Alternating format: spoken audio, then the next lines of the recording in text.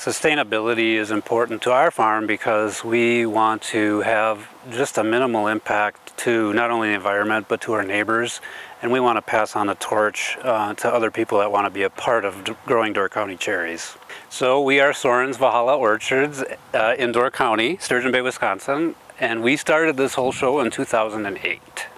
We're first generation cherry farmers, one of the few first generation cherry farmers like in the country, and I think because this is a challenging business to get into. So what a lot of people don't realize is there's really two aspects to our business. We have a lot of exposure to the public given our proximity to the highway and the artery into Door County, but on the behind the scenes, machine harvested tart cherries really account for 90% of our tonnage. So most of this crop will get commercially pitted and packed at Sequest Orchards processing facility in Egg Harbor and then be distributed around the country. From a sustainability standpoint, I think it's also important to realize that these trees are only going to produce for us if we give them what they need. So typically a cherry crop is a 30-year crop. So you think about like when you're planting that crop, the sustainability piece of that is that you're looking for production back for that many years. So there's a lot of TLC that goes into taking care and managing these trees so that they can be here for all of us to enjoy. So a cherry orchard is a great example of like incorporating different methods of protecting water.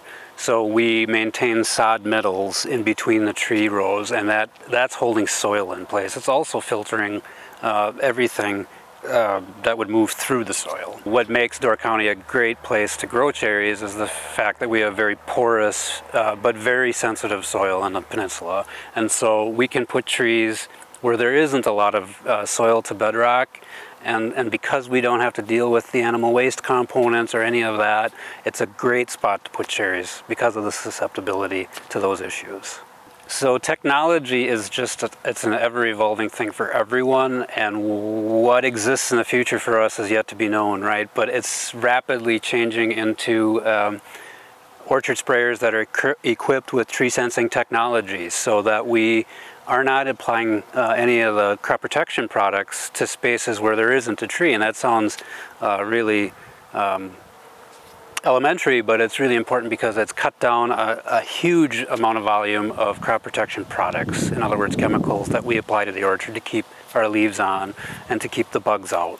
Our most important sustainability resource is our collaboration with the local University of Wisconsin research station, who for a fee weekly comes and scouts our orchard for diseases and insects and anything related to the horticultural health of the crop.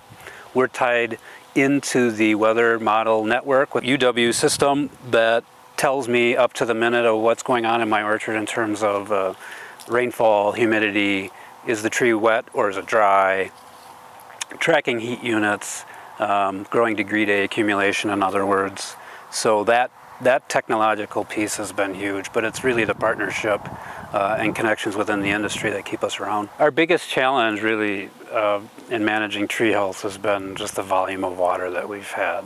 And trees, especially Montmorency cherry trees, don't enjoy water. They want to grow in a gravel pothole in the middle of a road where it doesn't rain, and they only get spoon-fed water. So we're growing ripe red fruit in the Great Lakes region where we naturally have rainfall and high humidity, and that this year in 2024 has made this business incredibly challenging. Our cherry operation is an interesting one in that I'm very open-minded to multiple approaches to growing the crop. And so, for instance, this year we were using for a while some organic certified compounds to control leaf diseases. But with the volume of rain, they weren't holding, and we had to switch plans into a more conventional but yet very reduced risk fungicide to control the fire. So I think it's important to realize that the toolbox exists and that there's multiple tools in it, and you just have to be adaptable, especially if you want to be sustainable. Sustainable goals moving forward would really be more mechanization, I think that labor is going to be our number one issue. We already machine harvest 90% of our acreage, but from an autonomous crop protection application tool to drones being used for not only detecting leaf diseases maybe in the top of the tree, but I just see this whole thing so rapidly evolving for us.